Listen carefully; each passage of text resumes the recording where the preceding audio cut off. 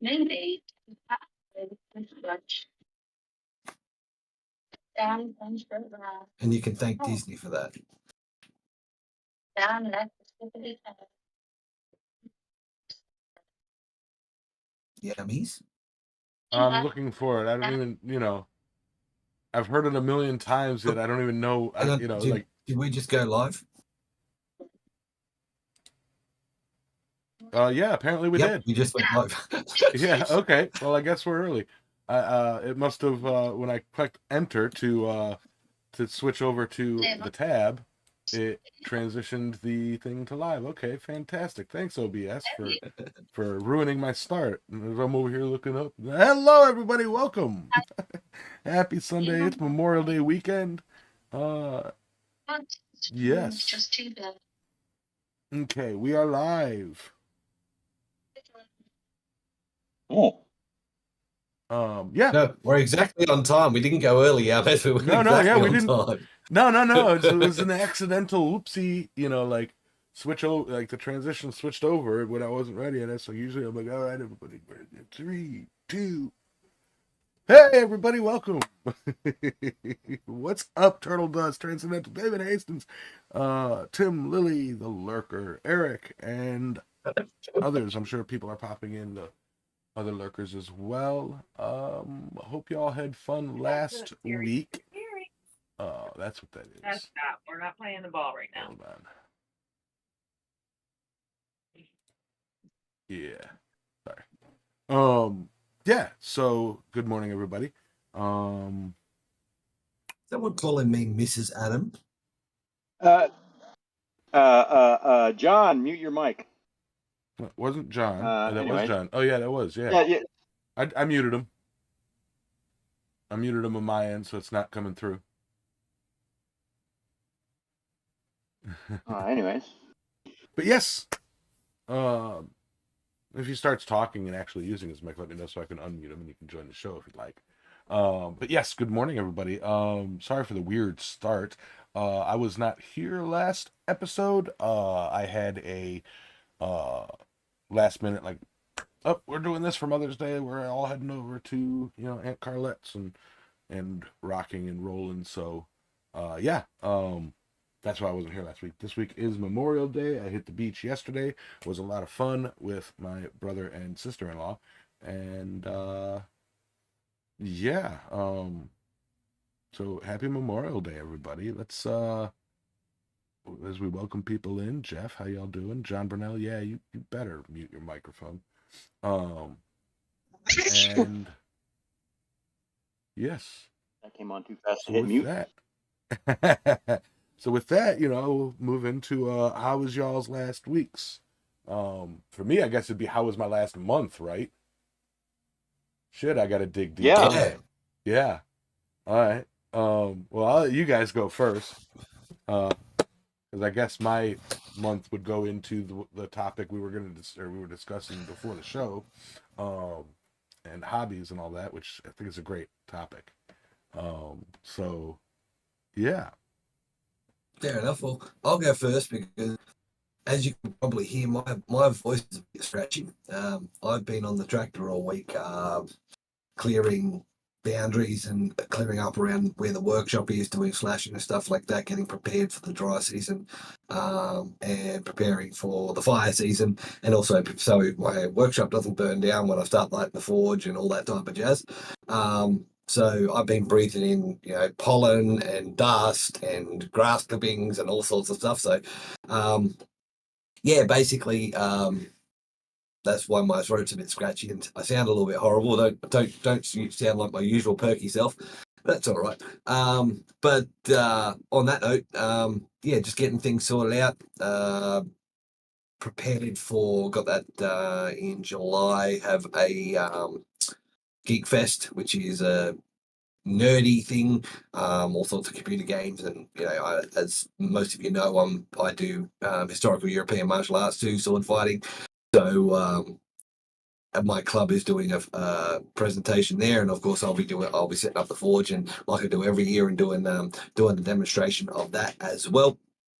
So yeah, so this cleanup is kind of very loosely related to that, because that way I can put everything in the workshop, get my workshop set up, which means that I can organize to have everything in the right spots and then put it onto a trailer and take it off. I've also got a trailer, a flatbed trailer, which I actually intend on turning into kind of a platform stage type thing, so I can set up everything up semi-permanently on that and forge off that, so it's not only raised up so everyone can see what I'm doing, but also makes pack up and set down a hell of a lot quicker.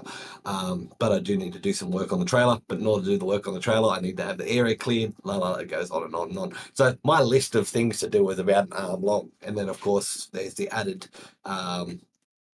issue of whenever my wife has an idea, it ends up with more work for me, and she's decided to have another idea with a friend of hers about stuff to do on the block. So it just keeps adding up.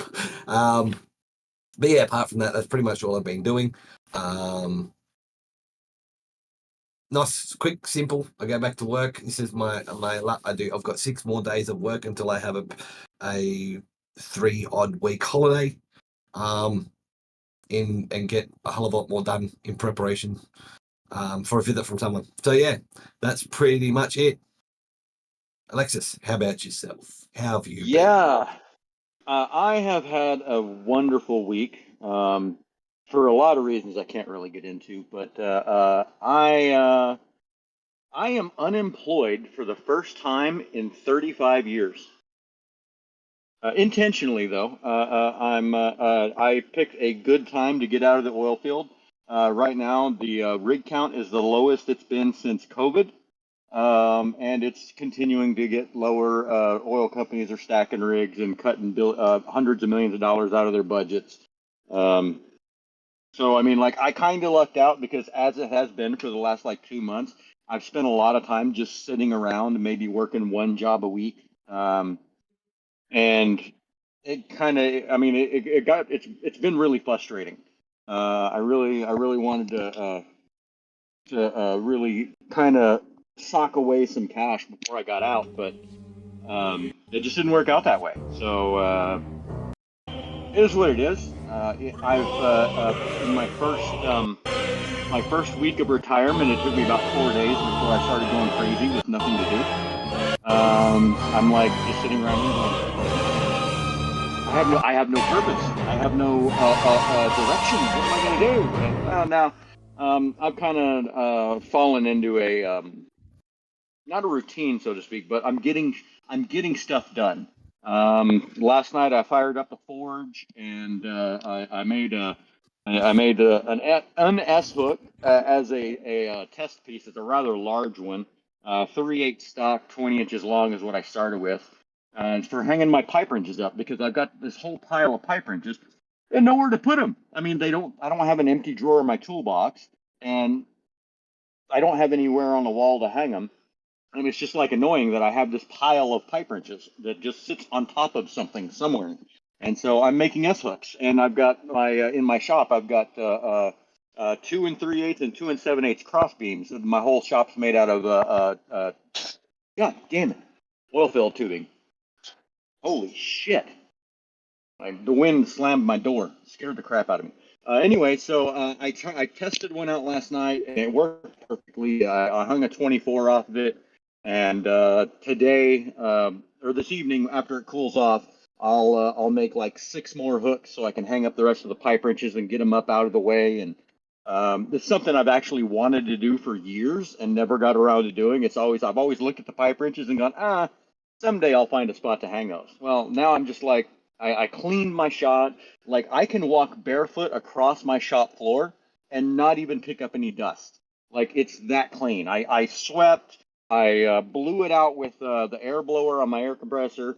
I mopped it. Well, I didn't really mop it. I kind of hosed it down and squeegeed out the water. So it's perfectly clean. Last night,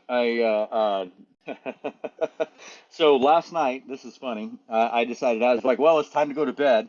And so I said goodnight to my girlfriend. I hung up the phone, and I laid there for a second. I was like, oh, shit, I forgot to do this. I don't remember what it was now. I got up, and so my light in here is connected to the light switch out in the main shop. So I can turn the light off in here, but the light in the shop is still on.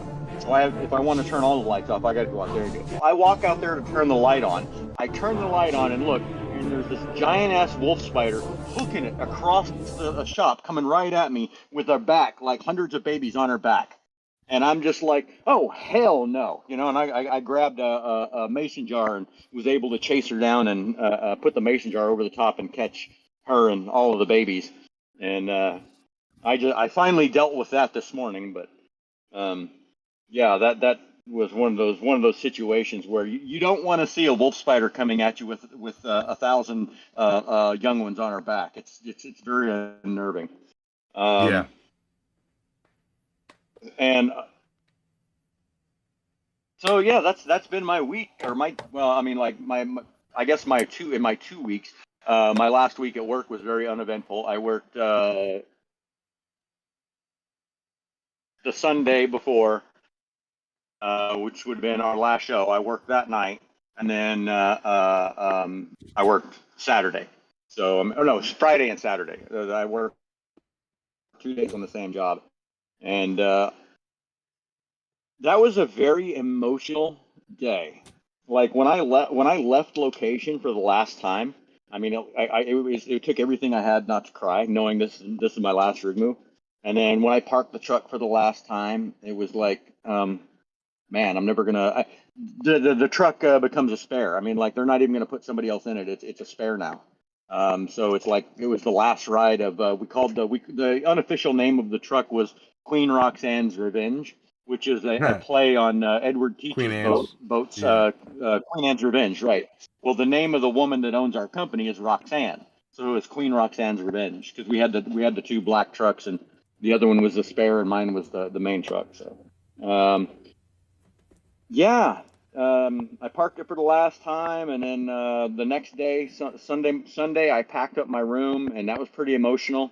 And then when I rolled out Monday morning, I was nothing but excited. I was just like, I'm ready to go open a new chapter in my life, go to work in a different industry, and you know, do something different with my life. I don't have to. All my shit's paid off. I don't have to work my ass off 100 hours a week anymore. Um,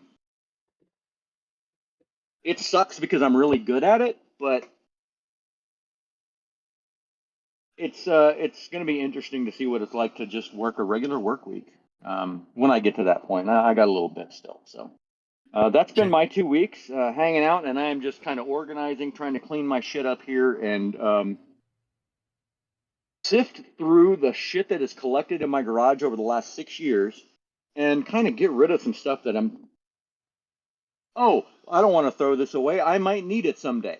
I haven't needed it in 6 years. I'm probably not going to need it anytime soon. So, that kind of thing. Because stuff Or tends to accumulate.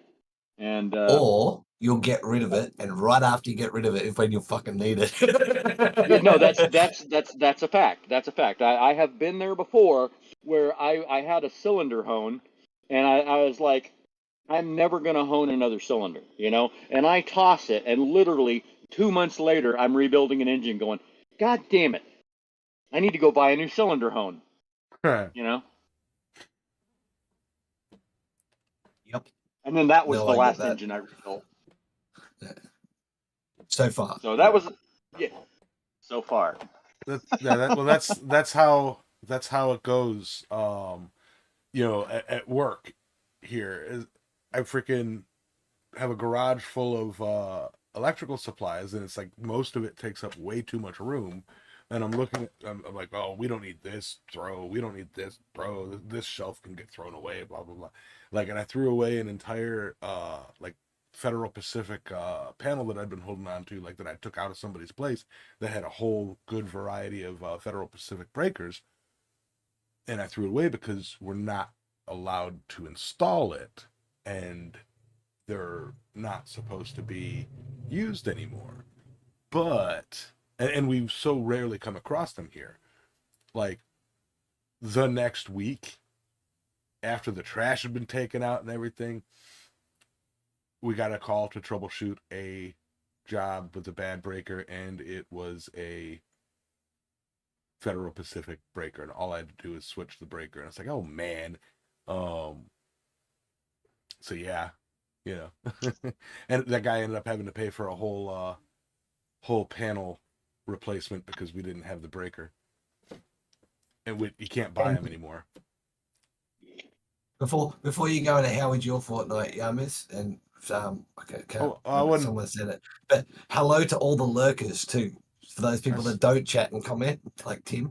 Hello. I think did Tim chat today? I didn't see Tim pop up, Yeah, but Tim popped up. people like Tim. Did he? Okay. Yeah, Well, hello. we've Hello to all the lurkers. we've got 175 listeners, so yep, a lot of lurkers.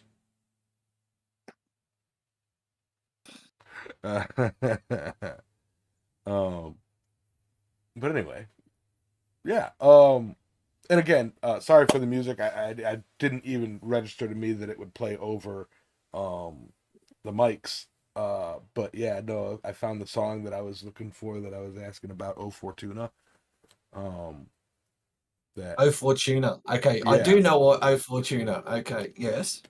I knew it's like it's one of those songs where it's like da da da da da da, and it's like you say that everybody knows it, but like Okay, so to let everyone know where the conversation about O Fortuna comes from, it was we were talking about copyright, and of course, me writing the book and writing my current book, I need to know a lot about copyright.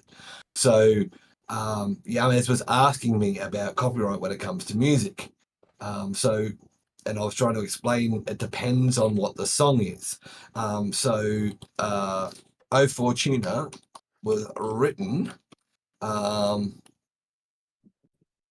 just a second, I'm trying to find. So, okay, it's a, okay. So the original poem is Latin from the 13th century. Um,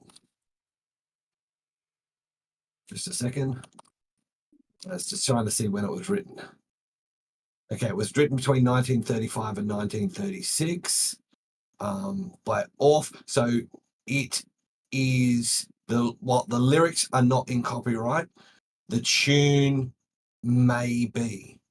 okay, So American copyright law is really weird at the moment, thanks to Disney, and that's why you heard me at the start saying you can thank Disney for that. But thanks to Disney, American copyright law currently extends to 100 years.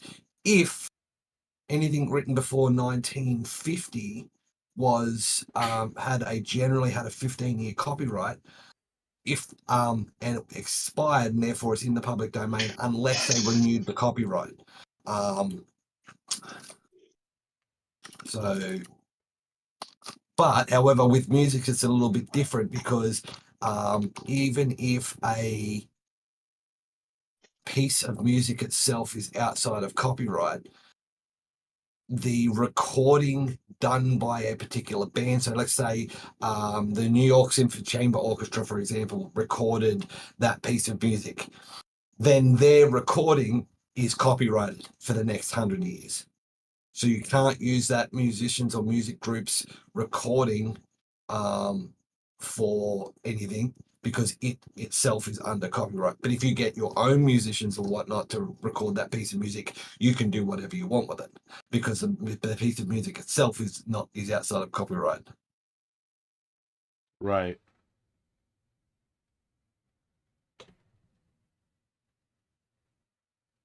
Does it, I know it's clear as mud, but Yeah. Oh yeah, no, I know. do you understand what I mean? Yeah. Yeah. Um, But Yeah, yeah, it's so like if you listen to the or if you play the San Francisco Symphony Orchestra playing Beethoven's Fifth, that's copyrighted. However, you can get the music and play it yourself, and that's not copyright. It's the music isn't that's right. copyrighted; the performance Yeah. is. And so, yes, O Fortuna is still under copyright.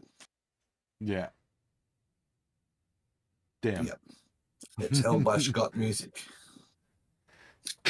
But yeah, so I guess that sort of bleeds into my both topic and what I've been doing, how my last month has gone.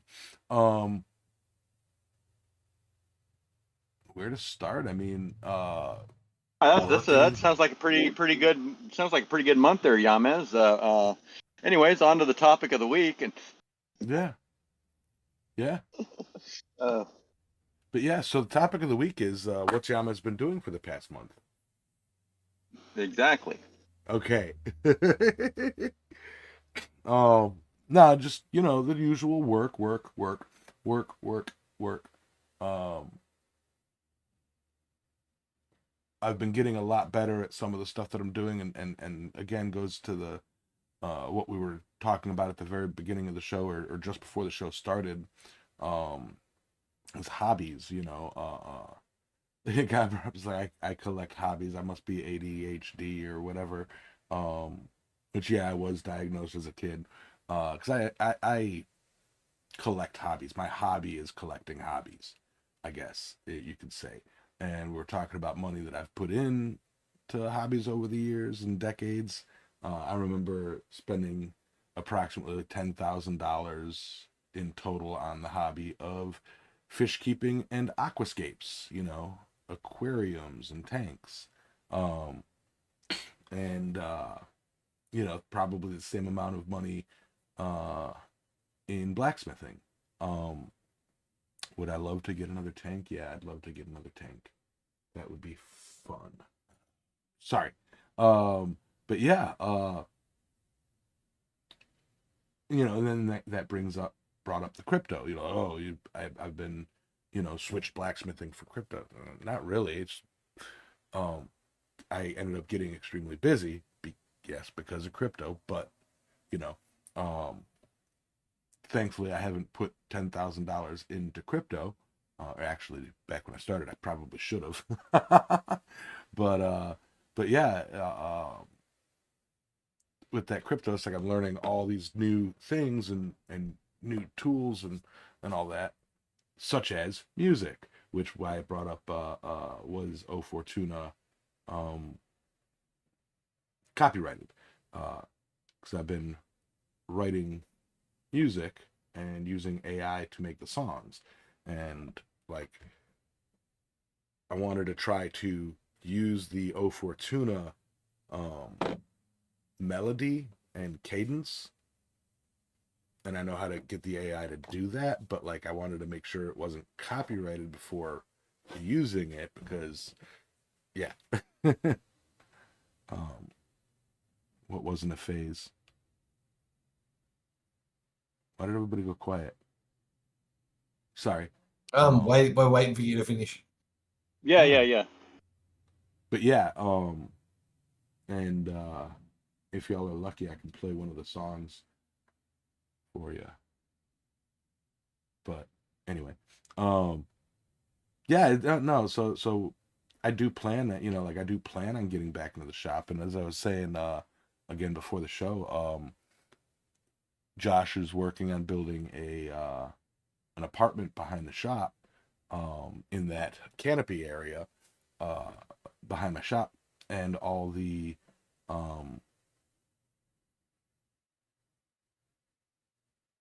basically my shop area, my working area in my shop is like a storage area right now for all the stuff that's being moved around to make room for the build out. So yeah, I went out there, and it's like I was going to do like a little, like somebody requested a rail spike knife, and I was going to do a quick video of like, oh yeah, Yamas does still hit things with a hammer.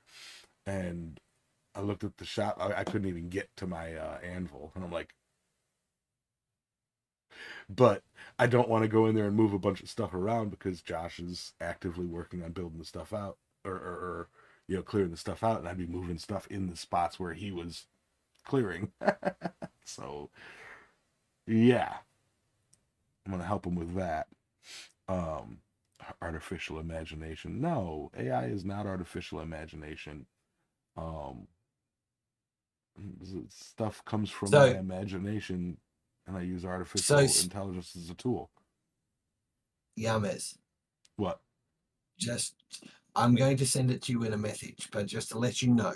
So I just did a quick search because, as you know, I'm a super research wizard. So a couple of similar or pieces that may have been quoted as being inspiration to or sounding similar to O Fortuna similar mood, that type of thing. So Verdi's Dies Array Nina from his Desiree. Requiem. Yep, that's often cited similar. Prokofiev's score for the film Alexander Nevsky. I'm not sure if that one's copyright free, or Stravinsky's Infernal Dance from The Firebird.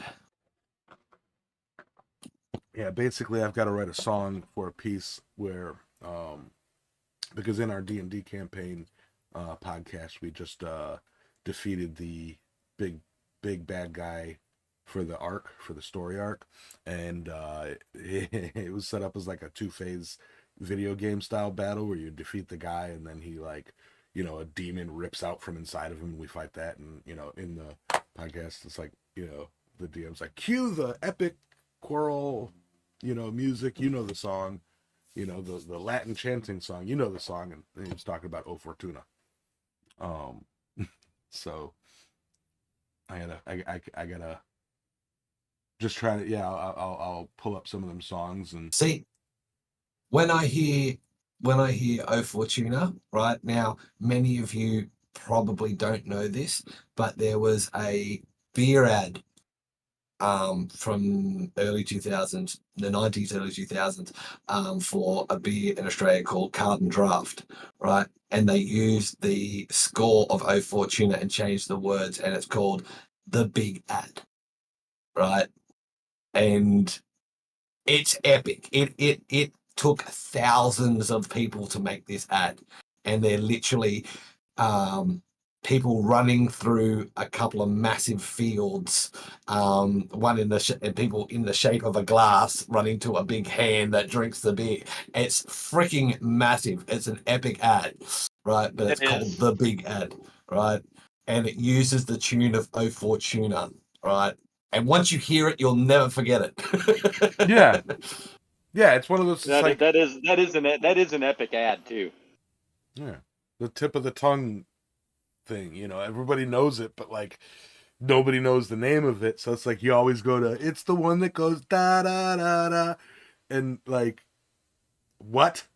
Yeah, but you did it in the wrong cadence. Now I know what you're talking about. Yes, you did it me in the too. wrong cadence. If you had gone da da da da, it would have been entirely different. It would have, okay, I know what song you're talking about, but you went da da da da. I was like, what the fuck is that? Da da da da. Yeah, no, just now you got the cadence right, and I was like, oh, that one.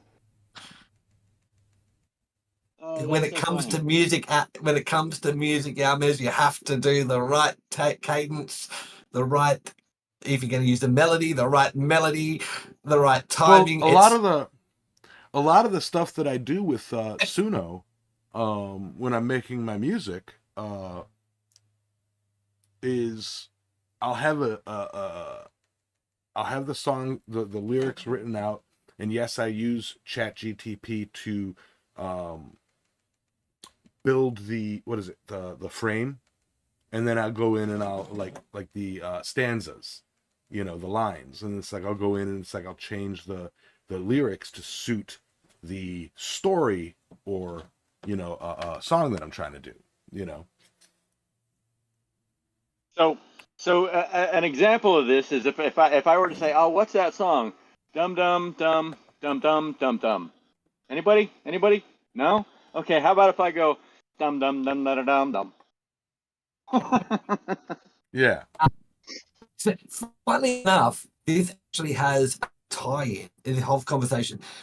So people don't think we're getting too far off blacksmithing.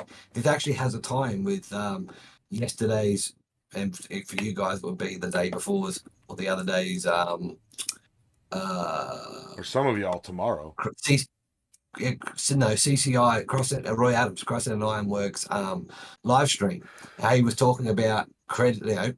People were having a conversation on the live stream about, if you make things, someone's taught you on YouTube, all that type of thing, or you go on to make that thing and whatnot, and crediting the creator, or crediting the person that told you, or crediting the person that's taught you that style.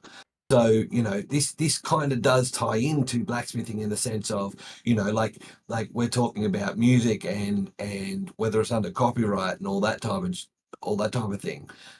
but how, or things that inspired it, like like we're talking about the Vivaldi, the Desiree, how it's been said to have inspired the tune for O Fortuna, and even though the poem for O Fortuna comes from the 14th century, how that's under, like, the words are not copyright, but the tune is copyright, and how you, for example, you make things or whatnot, being able to put your own spin on it, and it's your spin. But particularly in this community where everything's so old and there's not really much that's new Yeah. in the Like sense of a intellectual horseshoe heart is property. a horseshoe heart is a horseshoe heart.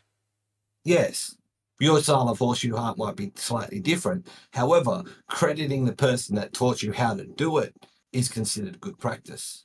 But who would that be? Um, So for example, who would that be?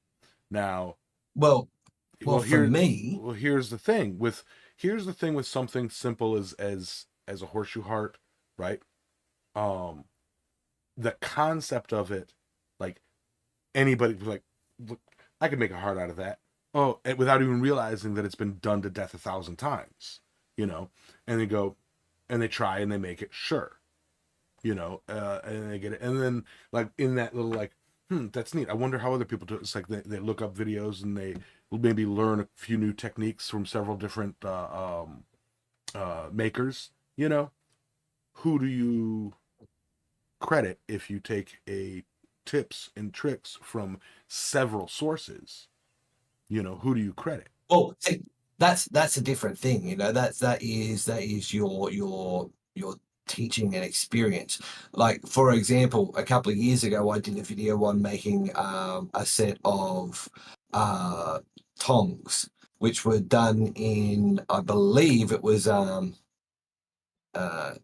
Daniel Moose, his style. I watched a video from him, and when I made the tongs, I credited him because I watched the video that he'd done, and even though they weren't exactly the same, I'd made them in that style.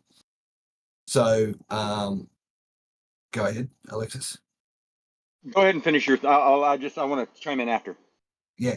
Okay. So like, that was I made those tongs. They were done by me, and I'd used my techniques, but I'd taken inspiration from the tongs that he'd made. So therefore, that's why I credit him. Same as when I made my log splitter forge press. Now, I believe in that video, I couldn't exactly remember 100% on who did it first. It was a Canadian smith. I do remember I said that. And I, again, took a lot of inspiration from him because he was the only person I'd seen do it at the time. And so, I attempted to credit the person that I'd taken the inspiration and I'd taken the idea from, even though I'd put my own spin on it. That was the inspiration for it. So, and again, going back to art and stuff like that, one of the most famous pieces in the world is the Mona Lisa. Another very famous piece is the Mona Lisa with the mustache. And the Mona Lisa with the mustache is under its own copyright. Even though Mona Lisa is public domain, but the Mona Lisa with the mustache actually has a specific copyright. And again, it was taking that original inspiration, and everyone knew it, so you didn't really need to credit it, but putting that mustache on it. And since then, there's been a large variety of derivative works, and derivative works are also a type of copyright. But it's important to credit the inspiration, so that because when you get caught not crediting inspiration, you look like a dick. But anyway, go ahead, Alexis. What were you going to say? I was gonna say, like, especially when in like blacksmithing where everything's been done to death, like, so a lot of times if I think of a project I want to try, and I'm like, I wonder if this will work. I will intentionally not, like, look it up or look for instruction on how to do it. I intentionally want to figure it out on my own, and even if that means I fail a time or two, and I gotta say, I enjoy the process of figuring it out. You know what I mean? And then and then if I fail a couple times, I'll be like, all right, screw this. Let me see let me look this up and find a video or something. Let me see what I'm doing wrong. Why can't I make this work? And then I go, oh, all right. Well, anyways, even if I don't do that, even if I don't look it up and I build this thing right, and then I went and looked it up, and somebody else did it the same way. It's not like, oh, well, I don't have to credit it. I'm not exactly sure where I was trying to go with this. Because it's like, okay, so I didn't credit somebody because I just figured it out on my own. But this is also the way that like 4 different people have a video showing how to do it this exact way, right? But it's in blacksmithing, it's something that's been done over and over. Yeah. A perfect point to exactly what you're trying to say. The dragon tooth or the dragon scale twist or the shark tooth twist. To me, that didn't exist. Nobody's ever done it. I ain't never seen it. Right. My inspiration was my own. I didn't see it and think, how do you make that? I did it myself. Did a video on it. Got, an okay amount of views for my size at the time.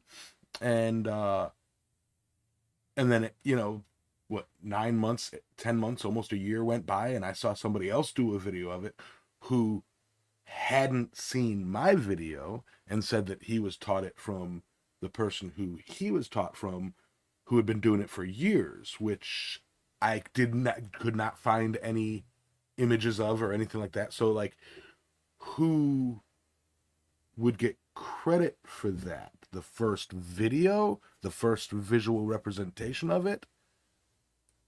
Like, you know what I mean? Well, like, in that sense, like you said. So I think that's what Alexis is saying. Yeah, if you figure it out on your own, then of course you don't need to credit anyone, right? If you find out later, you can go, oh yeah, they do that too. I didn't learn it from them. I didn't get the inspiration from them. I did it myself. That doesn't mean it's a unique idea, obviously, right? And particularly if that person's gone on, like Yama says, gone on to credit their person that taught them or whatnot, awesome. So it has a lineage, but that's not the lineage that I learned from.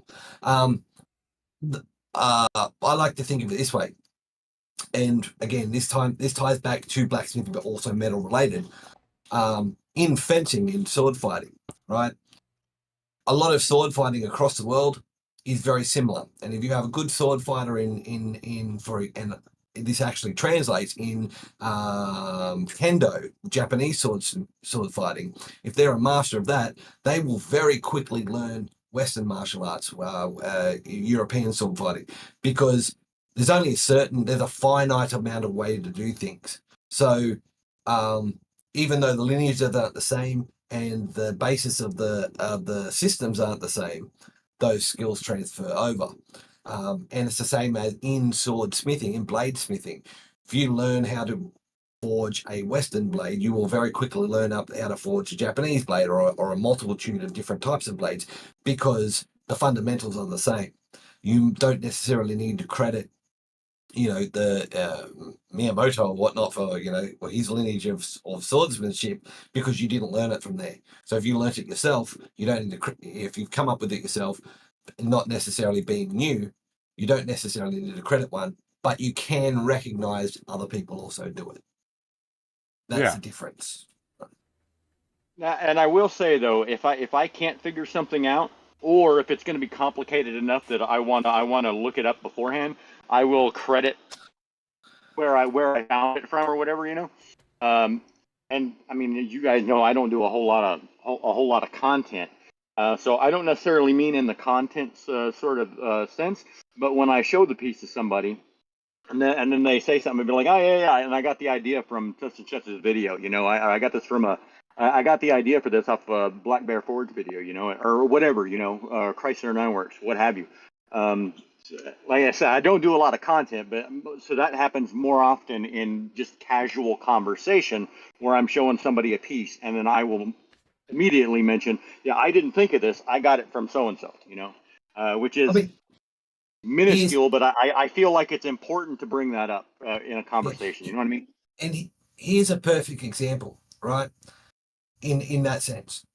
And also coming back to kind of what Eric said about not everyone takes pictures of the worth, and not all methods have been sufficient videos or whatnot. as far as I'm aware, the current and modern method of making copper Damascus or copper sandmite, kumai, was developed, as far as I'm aware, by Alex at Valhalla Ironworks in Tasmania. As far as I'm aware. Now, there's many people that I've seen since I've seen Alex do it, and I'm fairly sure Alex was the first in the modern era to popularize it. Yeah, I think so as well. And I'm pretty sure there's lots of people that do it. Now, that's not to say he was the first one to do it, but under my understanding, if I were to make kumai, I would say this is inspired by Alex at Valhalla Ironworks, because to my knowledge, that's where it came from. Okay. Now, again, not to say he's the only one to do it, not to say he was the first one to do it, but to my knowledge, he is. And in blacksmithing, it's very rare to be the first one to come up with anything nowadays. So for me, that's important to credit. If I made anything out of kumai, it would be very important to credit Alex, because that's crediting someone that I physically can go, okay, that come from that person. Everyone else since making that video has done it afterwards. In that same note, it is like didgeridoo chisels. As far as I'm aware, now I know I'm not the first person to make didgeridoo chisels. However, I do know I was the first person to put videos out on how to make them, and I was also the first person to make them out of coil spring, in the manner in which I made them. Right, like I said, I do know I wasn't the first. I did get inspiration from a didgeridoo maker, and I believe I credited the video. But they made theirs out of mild steel, and they were different sorts of tools, and they were welded onto a long piece of bar, whereas mine were one piece. So those didgeridoo chisels that I make, and I have seen them copied and not being credited, right? I have seen them copied by an Australian maker and not being credited, right? Now, I happen to know who that maker is, and they were made about a year after I put out that video. Now, I don't know if that maker got inspiration from me, right? Or if he, great minds think alike, if he had the idea and came up with them on his own and therefore did them that way. If that's the case, sweet, right? But it was amusing that it happened a year after I put my video out, and then this maker is also selling now. This maker is not someone that has a YouTube presence, I don't believe. I haven't seen them on YouTube and whatnot. But again, if that's the case and they didn't find them, if they didn't find them through me, then I can't expect credit for them. But if they did find it through me, it would be annoying, very irritating if they took my idea and then tried to commercialize it without even recognizing that I was the one that inspired it. I don't care if they commercialize it, but like I said, I'm fairly sure I am one of the first smiths to make didgeridoo chisels in that manner in modern times. Yeah. So yeah. Dang it! I had something and I forgot what it was. I had 2 points I wanted to touch on that are completely unrelated, but I thought they were interesting. The first one was the first one was topical. So it had something to do with what we were talking about, and it just went on long enough that it went on. The other one was so last night I thought of this just now, and I wanted to bring it up. Last night when I made that S hook. I couldn't. I was in a hurry to I needed something to finish it with, and I had a little jar of wax sitting over there on the side up against the wall.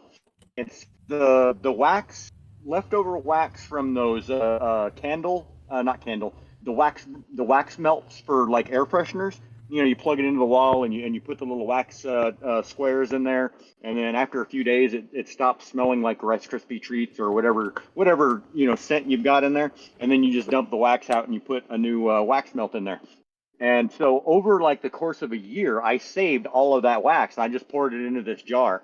And last night I used that to finish that S hook.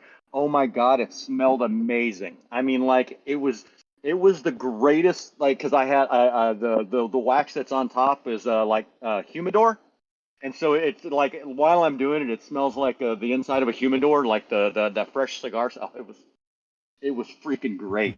So, and it did a really good job of finishing as well. So, if anybody that uses those little wax melt air freshener things in your house, save the wax because it really does a good job, and it smells great while you're doing it. Not like if you're using the blacksmith paste with the turpentine and all that stuff in it, it's kind of got an acrid smell. While still pleasant, is probably not very good to be breathing in. Kind of like breathing the smoke off of BLO. Yeah. I don't think the smoke from beeswax is probably all that harmful. I don't think, but That's it that's doesn't why it my doesn't really smell pleasant. that's my Yeah, my I am. my recipe. Go ahead, yeah, miss. I am very, very worried about what I put in my lungs. Yeah, I can tell. I was gonna say, that's This why one's that's why I multiple like things. my Renaissance wax with the D-limonese and the beeswax because you know that's not turpentine. Well, it is a turpentine, but not turpentine. So it's not as horrific, and it smells like oranges or lemons when you when you use it. It's wonderful. Yeah. So yeah, but see, it even though sometimes you know we have conversations which don't seem relevant to smithing, I'll I've had these, and I've actually had these conversations with people. Smithing is such a core thing to me that a lot of what I do that doesn't seem related to me ties back to blacksmithing. I mean, just before the stream, I was talking about. I watched a video today actually on two young guys that are had bought a 1906 Model T Ford and had done a little bit of restoration work, and they were working on restoring it. It was running, and they'd taken it to a modern Ford dealership to get serviced. And that sparked the idea in me on how cool it would be to actually build, like, for running around my block using modern engine, like not a modern V8 or anything, but a modern small engine, because I think that was only a 3-stroke, the original Model Ts, but using a modern sort of petrol engine, and building a runaround for my block based on an old Model T Ford. How cool would that be? Now that would actually take a fair bit of blacksmithing and all that type of thing to achieve, because that was at a time where blacksmiths were car mechanics and all that type of thing. So yeah, so that's because my ideas kind of relate to back to blacksmithing in some manner. But yes, anyway. Anyone else? Yeah. Yeah. No. Anything can be tied to blacksmithing. It's like 6 degrees of Kevin Bacon. Not that Tim Lilly was talking to Bacon on a blacksmithing podcast where that ties both Kevin Bacon and cooking to blacksmithing. Yeah, you can play 6 degrees of Kevin Bacon with blacksmithing, and you can get it in two. Like Yeah. blacksmithing using bacon grease to finish your art, and bacon grease has the same name as Kevin Bacon. Yeah. Uh, Yeah, Stephen, kind of like a rat rod, but building it from scratch. you know, like, so, you know, building the frame, building the, maybe not building the wheels, but using something recycled for the wheels, putting the motor in, forging the springs, and the suspension and the drive rods, and, you know, things that would have been done at the time for the manufacture of the Model T Ford. You know, so yeah, that's it may not ever come to fruition, but it's one of those ideas of like, oh, that would be cool, you know. Yeah. So yeah, I'm just reading the but chat. like I said, yeah, even though we might go down a rabbit hole of things, it does tie back to, you know, what we are here for, and to talk blacksmithing, because look, as was said on Roy's live stream, right? For most of us, for those of us that create content, it's somewhat important. Recognizing people that inspired you, all that type of thing, is important. For business, it's also important because if you're doing something that may be copyrighted or may be patented for a tool and stuff like that, it's patents. You know, patents have a shorter lifespan. They're not as long as copyright. Copyright for the US and also Australia is generally about 100 years. And later on, it was 100 years from the death of the author. So that's later on. That's a relatively that's post 1970s, which is why a lot of stuff is from the early 1900s is still being released in the public domain. But the so for something like me writing my book, that copyright information is important. However, as a smith, particularly if you're making stuff to produce, right? If you're copying someone's idea and they do have a patent on it, then you are putting yourself in the position of getting sued. Now, that is not so much a drama for most things blacksmithing, because most things blacksmithing don't have a patent on it because they can be traced back hundreds, if not thousands of years. Something like kumai, for example, or kumai knives, I'm fairly sure that Alex doesn't have a patent on the kumai process, but being able to, but, you know, it's good practice to credit, you know, someone if they've inspired you or directly led to you making something. As was said before, if you figure it out on your own, it's a different thing. That's entirely different. But even then, go ahead, Alexis. That's just briefly. That's a good example of that is the Alex Steele video here recently where he was making Timascus, and the patent that was a proprietary thing, and the patent had just expired a couple years ago, so he was able to do it and demonstrate it and all that. Now, if you make it in the privacy of your own home, that's that's one thing. But if you're doing it in order to sell, that becomes another thing. So knowing patent law, or at least knowing enough about patent law and knowing enough about copyright law, not to get yourself in trouble, is as a business person. If you do this, even as a hobby that makes a couple of dollars, it is still good practice to know this sort of thing. Because at the end of the day, right, particularly if a large company has a patent on it, right, and again, bring it back to Disney. Disney is notorious for this, and doing a cease and desist or chasing people for damages on any copyright or patents that they may own. I believe DuPont and also Stanley are also other companies that quite vigorously protect their patents.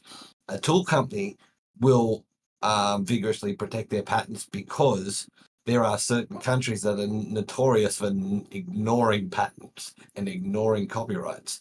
So those countries will make those tools for cheaper and all that type of thing. They're generally not as good quality, but the in places like the US and Australia for whatnot, they're trying to make as much money out of that patent while they still have it. Because like I said, patents do have a shorter lifespan. I think at the moment a patent lasts between 6 and 15 years, depending on the region of the world. So they only have that short period of time to make money from their exclusivity on that patent.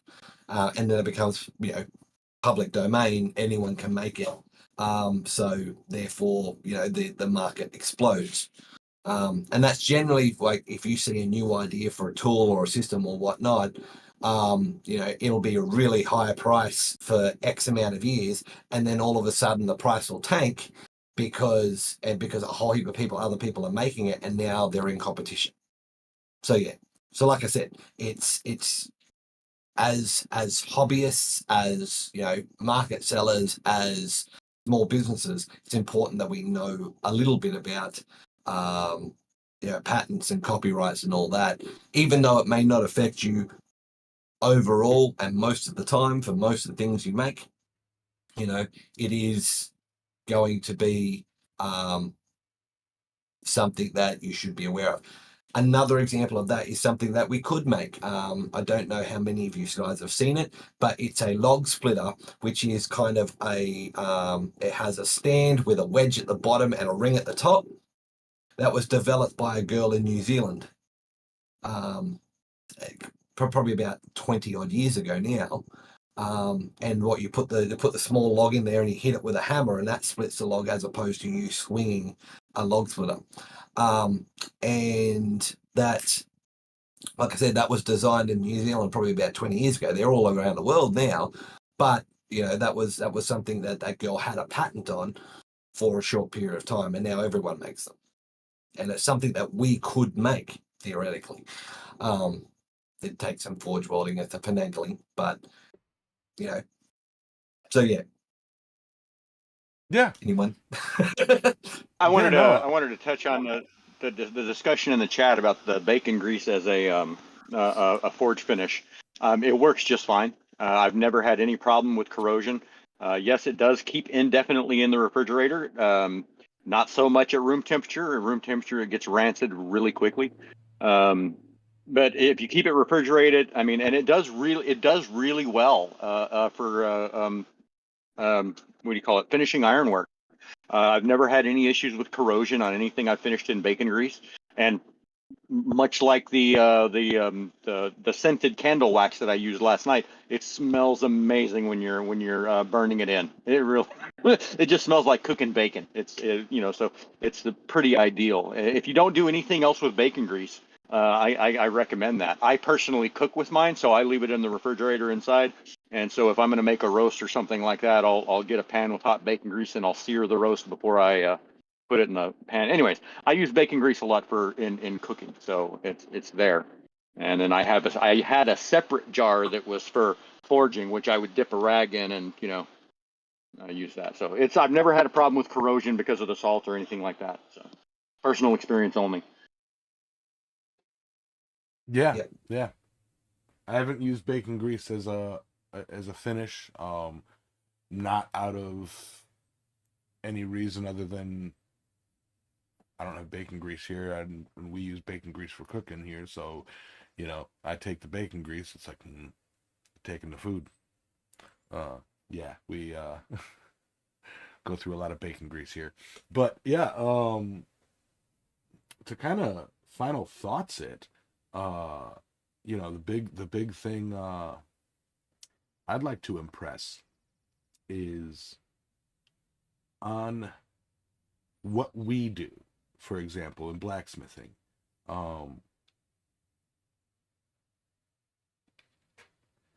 In some instances, yes. To put it, to final thoughts it would be like, you know what, where's the line, okay, of giving credit or versus not giving credit. Alexis with the point of, well, I thought of the idea independently and I worked it out independently, or and then the extra to that, that right there, I wouldn't give any credit, because it's like, who do you give credit to? You figured it out yourself. Yeah, it may have been done before, but who do you give credit to? And then there's the point, one one more tick up the line, you know, I came up with this idea. I worked out most of it, but I had to go to YouTube and see if anybody else had done this, you know, before, to get that extra step to bring it over the line to a finished product. Do you credit? You could, like, when you list something in the description, you know, like, do you put, this particular bend in this piece, you know, taught by, like, you know,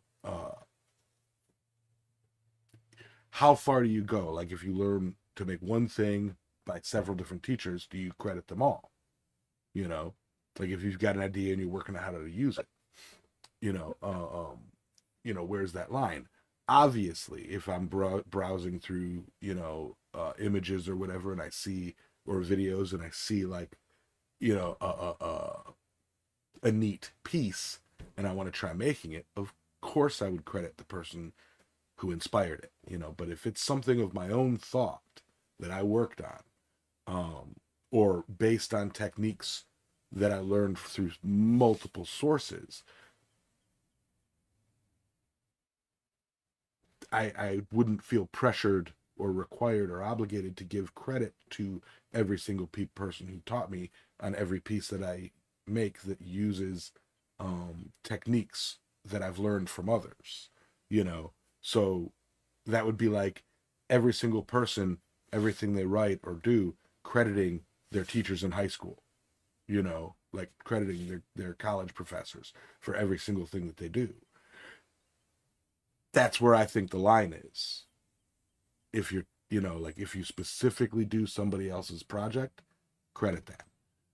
If you make your own thing based on things and pieces and bits that you've learned throughout others, or throughout your journeys, I don't feel the need to credit that. You know, I mean, if it comes up, who taught you? Be honest. Black Bear Forge, Christ-Centered Ironworks, Torbjorn, you know, whatever, you know, like, credit when somebody asks you that information, but, like, don't be like, I thought of it all myself. That's being a dick. But, you know, credit should only really be, in something like this, should really only be credited when needed, not for every single thing. Do you know what I mean? If that makes sense.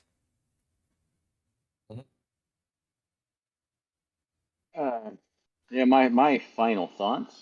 Um, yeah, the whole credit where credit is due thing. Sometimes there are intricacies, you know, like the whole, okay, I worked it out on myself. A decent example of this is when I figured out how to case harden without, like, the traditional method of, however, the complicated ass method that takes forever. I watched a Big Dog Forge video where he was adding cast iron powder to cable Damascus to improve the pattern in it, right? And it got me thinking, oh, carbon migration. That's what causes that. And so, what happens if I sprinkle cast iron powder on a piece of mild steel? Will it harden? And sure enough, it does. I mean, you bring it up to forge welding temperature, smack it on there, the carbon from that cast iron migrates into your mild steel, and the outside of it is hardened. So it became a very. I have no idea if anybody has ever done it like that before with cast iron powder. So as far as I know, no, but I could be wrong. But the idea originally came from Big Dog Forge adding cast iron powder to cable Damascus, and I was like, wait a minute, what can I do with this? And See, so I expounded upon it. But I still give that credit to Tim, because that's where the inspiration came from, not the design, just the inspiration. That's what inspired me to try that project. And so,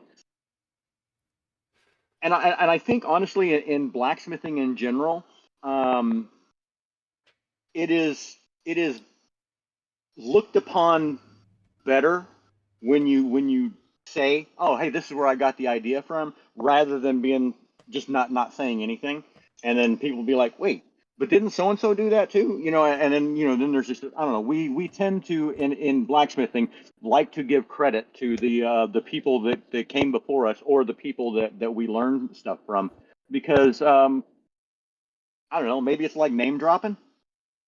Yeah.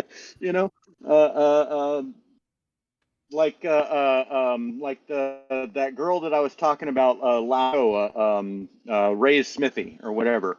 I was talking to her in one of her live streams, and she's taken a lot of inspiration from Tom Latney, and like taking a class from him and stuff. And I'm just like, oh hey, I know somebody that thinks that person walks on water. uh, but yeah. Anyways, that's my final thoughts. Yeah. I hope y'all have a great 2 weeks, and catch you again in 2 weeks from hopefully here, and y'all be good. And I guess it's my turn for final thoughts. So my final thoughts is I think in comes to copyright, comes to patents, comes to crediting those that have come before. There are things that I believe are necessary. If you're doing an idea or doing a project that has been inspired by someone, I believe, and this is my personal belief, you don't have to agree with it, that you should credit whoever inspired you to do that thing or inspired you to make that particular item. So, Eric's, if I did a candelabra like Eric's or John Brunel's or whatnot, I would say this is a candelabra inspired by John Brunel. It's in his style, whatnot. Because that is what I'm referencing. If it's the skill I'm using, that is, I may have learned that skill from watching Roy. I'm not saying I'm using this skill I learned from Roy, because that's an entirely different thing. That is a skill, that is a technique. Sure, you may have learned it from someone, and the first time you use it or whatnot, sure, it's a technique I learned through Roy, from Roy Adams. But from that point on, that is part of your own personal toolkit. You know, you're not going to refer to a chisel that you bought from Harbour Freight and say this is a Harbour Freight chisel every time you use it. No, it's I might say it the first time until you make your own or whatnot, but it's a tool in your toolkit in order to create other things. But when it comes to an actual item or a not so much a way of doing things, but a specific um, uh, material or whatnot, like for example, kumai. If I was making kumai, I would credit Alex, because that is an idea that has directly come from him, in my understanding. Those are two different things in my opinion. Crediting's something that I'm making, referencing someone that has inspired me to do a particular thing, or if it's a skill that I've learned. That said, I would also do the same thing for if I don't have a direct link to a thing. So let's a couple of months ago on the blacksmith challenge that I'm a part of, and I believe Alexis was a part of as well. There was a challenge to make a boot scraper. Now, I went through and looked. I was actually going to do it, but at the time I didn't have the ability to actually participate. But I actually saw a whole heap of boot scrapers from old New York and whatnot. Now, I wouldn't have credited an individual smith or an individual person for inspiring me to make that, but I would have said these are based on boot scrapers from old New York, which you can still find around New York apparently. So, that's still referencing where the inspiration has come from. And along that same vein, in the new book, you will actually find two sections. So you will find a reference section and a bibliography. And a lot of people get those two confused. A reference section is something I have directly used. So something that that in my book, there is a section of that book that has come from my references. A bibliography, though, is lists of books and texts and stuff like that I've taken inspiration from. May not and some of those books are under copyright, so I can't directly use what's in those books. But what I can do is say, hey, I read this book while researching and doing my book. So if there's something similar, it's either I found it elsewhere or what I've got in my book may have been inspired by these texts. And that's the difference. That's the same sort of difference in crediting someone from their work and taking inspiration from them versus having a tool in your toolkit. So that's my final thought. Right on. Well, with that, everybody. I think. Yeah. I think we'll get ready to call it. Thank you all for showing up. Quick question though. I mentioned earlier that I would show you guys one of the songs that I worked on. Do you guys actually want to hear it, or don't really care? I know some people here don't really care about AI stuff. I say, if you don't care, thanks for joining us. We'll catch you next. Yeah, there you go. If you want to stick around and have a listen to, Yama's AI assisted creation, stick around. And to be fair, Jack Pines finds it extremely offensive. So. Okay. Not you just using AI for art. Well, I don't. And Jack, if you're still here, I don't mean to put words in your mouth. I was just, I'm just giving Yamez shit, and I've seen your stance on AI stuff, and I just extrapolate from what you've said. Yeah, I got it playing in the background. I think they can hear it. Hammer strikes, sparks fly high, blueprints drawn beneath the sky. Gears are turning smooth and fast, new inventions built to last. Tinker, builder, ever keen, analyze what's yet unseen, crafting wonders bit by bit. My creations never quit, faster, better, harder, stronger. My designs will last much longer. Okay, I can't listen to that. That's so cringy in my opinion, but yeah. That's just my opinion. Arcane hums. That's straight. I find what? a lot of AI music to be cringy. I find a lot of AI music to be cringy. Yeah. I just get it. No, I've been playing with AI as a tool. That one I purposely gave like a robotic voice to, but because it's the song. No, it's the lyrics. It's the lyrics that make the lyrics that make me cringe. I wrote those. You know what a lot of AI music reminds me of? It's a modern version of those cringy epic ballads from the 80s. A lot of them, yeah. Because, yeah. But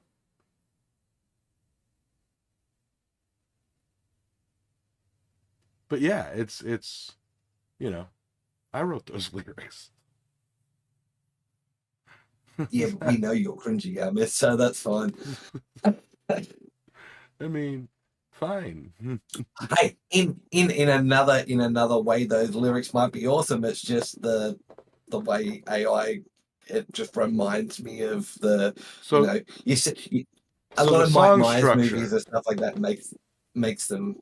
A lot of Mike Myers movies make fun of those epic 80s rock ballads that are just cringy. It's the same sort of thing, but it's the modern interpretation of it, in my opinion. Yeah. Now, what I find entertaining, however, is the like TikTok videos I see where it's like day 100 of asking AI to make me a gay country song. and then it's this dude like driving his helper. They're going out to the job site or the construction site or whatever, and it's like and he just cranking it up the AI gay country song. I find those to be hilarious. Yeah. But anyway, that's one of the things that I've been working on.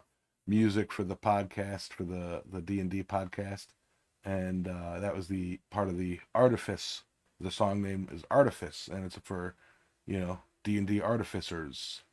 So, which I felt was appropriate because I wrote it, about tinkerers and makers and stuff. So, anyway, Now, you now guys, I'm copying flack for making fun of the stereotypical, overdone 80s power ballad. yeah, you're just gonna catch flack for everything. Hang on, just to be fair, there are some 80s power ballads that are quite good. Don't get me wrong. I don't dislike 80s power ballads as a genre. It's just that there are ones that were painfully overdone. Those are the ones, and that's what I'm saying. This modern AI music reminds me of those, I'm gonna drive through the night, like that really overdone 80s power ballad type thing. It's just Yeah. that's what modern You AI know music what? reminds me of. One of the first, when I was first learning, and this is, I guess, sort of the after show that we're just not ending just yet, but one of the first ones when I was still learning it, because for the record, so you guys know how I do this, I come up with I use ChatGTP stanzas and then rewrite them. That's how I write the lyrics. Because I don't know, as I'm writing it, I don't know how to. I could write a paragraph, but then how do I put it into a song? So I use AI song structure, which might be why it sounds like it was written by AI, because I'll write an AI song and then change the lyrics using the same syllables and lines and everything. Um, but then when I'm doing the music, I can record myself doing a melody, like doing a tune or a rhythm, and put that into Suno, and it will turn it into instruments, and it's like I could do that and then say, like guitar string or whatever. And, it's like I do that over and over and over, and then take all of those and I say, combine this into a song, and it does, you know. So I do use my own creativity guiding through it. Just the final product is compiled and made by AI, and then obviously AI voices, with the lyrics that I put to it. So it's like, it is my creation. AI is the tool. Okay. But like early on when I was first playing with it, I didn't do that. I literally pulled AI lyrics, AI, and just put it in and picked what sounded good. And you are absolutely right, Adam. They do always come out like this 80s power ballad. Like, okay, so here's Dark Descent from like last year. Which you can't hear right now, I think. No, I'll have to unmute.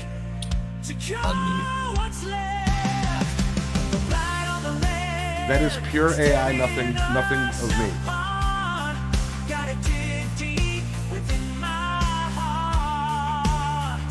Oh yeah, nice. Right? Okay. Yep. So, take that.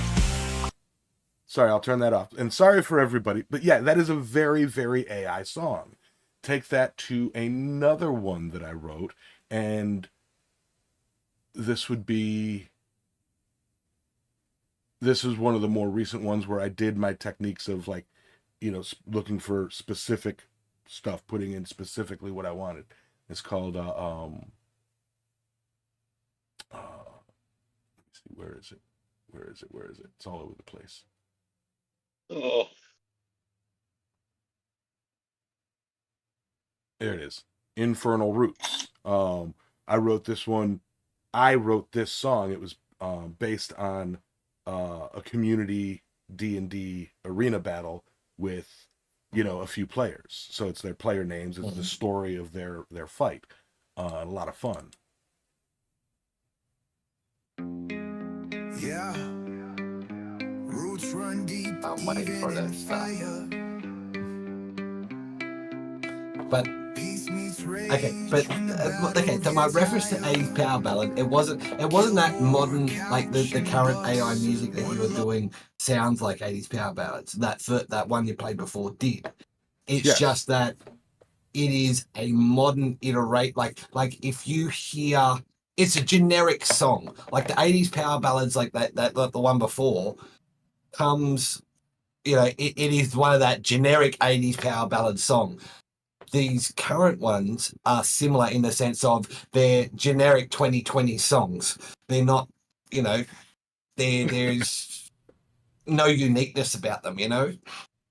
Like, yes, I know you've written them. And that's they're why I'm unique. fighting so hard to make them from here, not like just be like, oh, write a rap song about and then put the lyrics in, you know, or write a rock song and then put the lyrics in. Like I'll get a melody in my head or, you know, I'll be reading through the lyrics and it's like, okay, you know, I really want it to sound like this, and I'll go and I'll record a clip of me going da da da da da da da da or whatever. Like I'll do that and then put it through Suno, and it, you know, with my account that I have there, like it remembers that tone, and I've got like a list of all my things where I go different things and then put them to instrument, and then I'll like this create whole song, you know. So I try to do that as much as possible so that it doesn't all sound the same, you know. Yeah, no, I don't think enough people do 100% that. get it. I don't think enough people do that. I think too many people rely solely on like whatever it spits out, I'll use, you know. And so the AI music market, whatever that may be, is flooded with the generic crap that you then have to sort and dig through to get to the like the actual creative people using AI as a tool, not as a crutch. You know. No, I 100% get it. I really do. Yeah. But yeah, so that was just my when it comes to, you know, AI music. But yeah, so now you've all heard, you know, everything we've got to say when it comes to AI music. That was just the end of a little bit that of was the a little stuff that bonus we extra. Yeah, a little bit of the stuff that we just sit and chat about after we turn the cameras off, you know. And I'm gonna let this song play a little bit as we fade out. You know. Have a good one, everyone. Fucking stream already. And we'll catch you all later. Bye. Bye.